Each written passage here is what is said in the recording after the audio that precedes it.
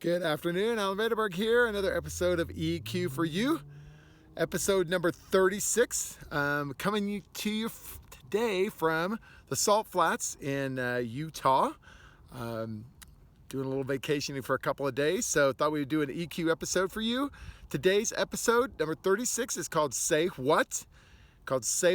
Looking forward to doing it. So, if you have not purchased a copy of my book, EQ Killed the Radio Star, you could do that at Amazon.com, BarnesandNoble.com, and also AlanVandenberg.com.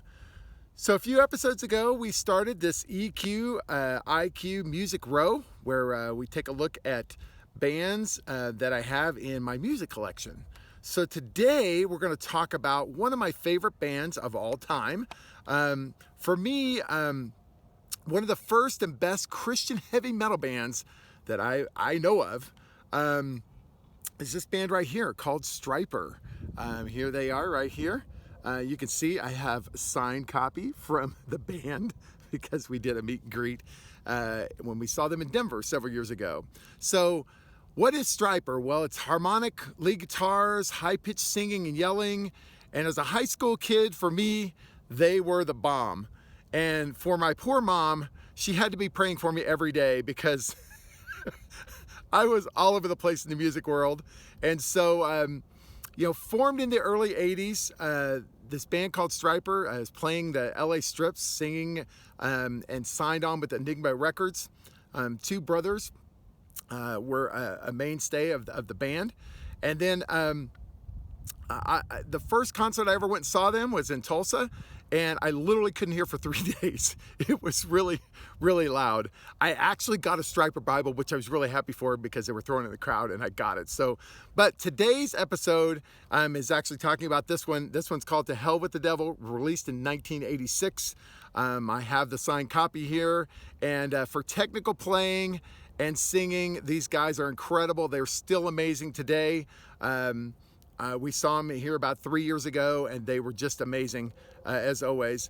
And there's never really been any drama in the band. So I'm going to give them a 5 on both the EQ and the IQ. If you've not heard Stryper, go check them out. They're really cool. They're from the 80s, and they're actually releasing even new stuff today.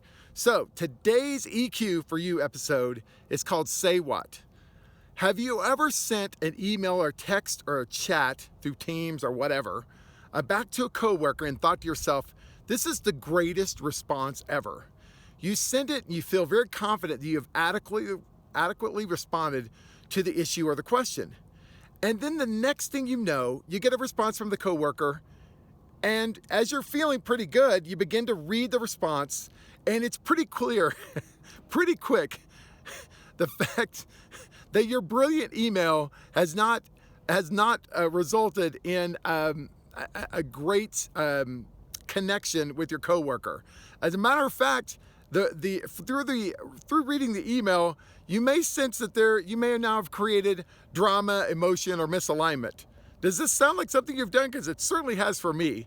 In the book EQ Kill the Radio Star, we discussed the EQ communication tool known as IBR, Intent Behavior Result. I first learned of this tool many years ago from a good friend, Dusty Staub, who coincidentally so graciously wrote the foreword to my book, EQ Kill the Radio Star. So I'm forever grateful for Dusty for showing me this model of IBR, Intent Behavior Result. So when we need to communicate by any form or method, we really should and need to ask these 3 questions. What is my intent in having the conversation? What will be my behavior? When I'm going to do it, what am I going to say, how I'm going to do it, and what do I expect the results to be from having the conversation? You see, in most conversations, this is easy. You could think through these 3 questions and hit the reply button if you're doing an email or a text pretty easy. You could pick up the phone and walk down the hallway, and it's really easy to remember intent, behavior, results. The problem is not all of our conversations are easy. Some of them are very, very difficult. And for the difficult ones, you may actually want to write something down. Take some time to do this. Communication is one EQ area that I believe has taken a real hit over the last year and a half or so. Communication in Teams and emails and texts and chats are great tools. I'm so glad that we have them in the year 2021. But it does bring up an interesting discussion. about communication. What is our intent? What is our behavior, and what's the result that we're getting?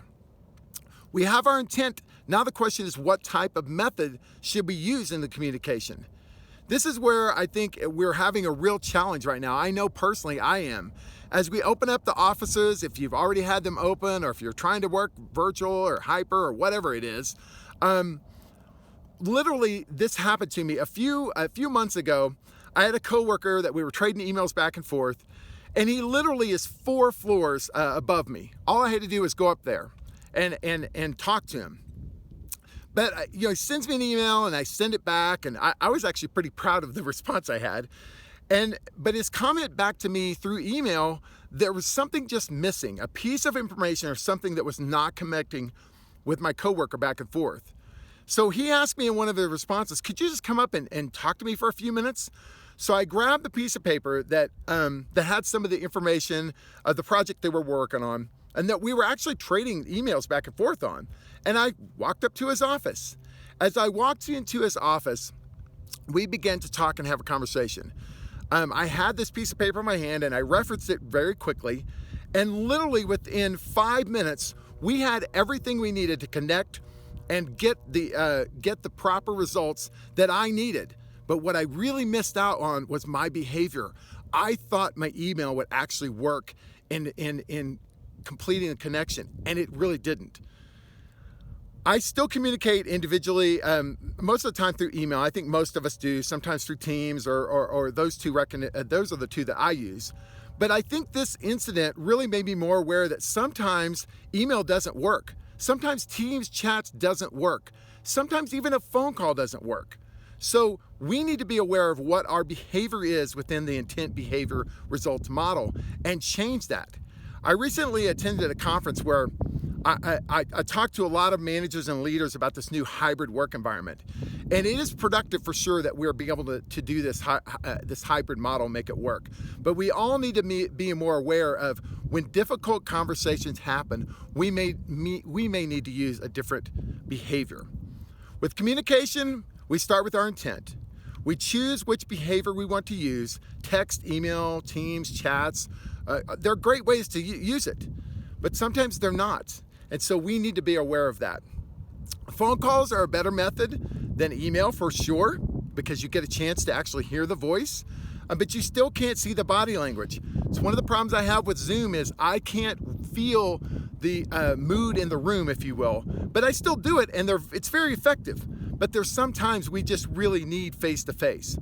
And it depends. It depends on what the result that you're looking for and you're trying to achieve on which method. Our communication skills are like a muscle. We build them up and we use them. And right now, our chat, our Zoom, our Teams muscles, our email muscles are really, really strong right now.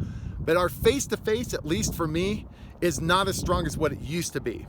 Using intent behavior result for better results.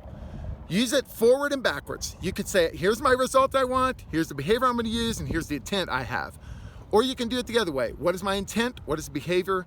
What is the result? Either way, pick which method you want to use, forward or backwards, and use this model. The IBR model was always meant to be so easy that we wouldn't need a piece of paper, if you will, or some job aid to be able to help us to understand what is intent, behavior, result. So next time you have a conversation, easy or hard, try using the IBR model. All right, fun stuff. I'm going to leave it with these 3 parting thoughts. Number 1, find what you do in life, what you are made to do, and do that to the best of your ability. Don't allow anyone or anything to steal your joy or your happiness. And number 3, live life every day, because nothing's guaranteed. All right, check out the band Stryper, use the IBR model, and we'll talk to you soon. Thanks.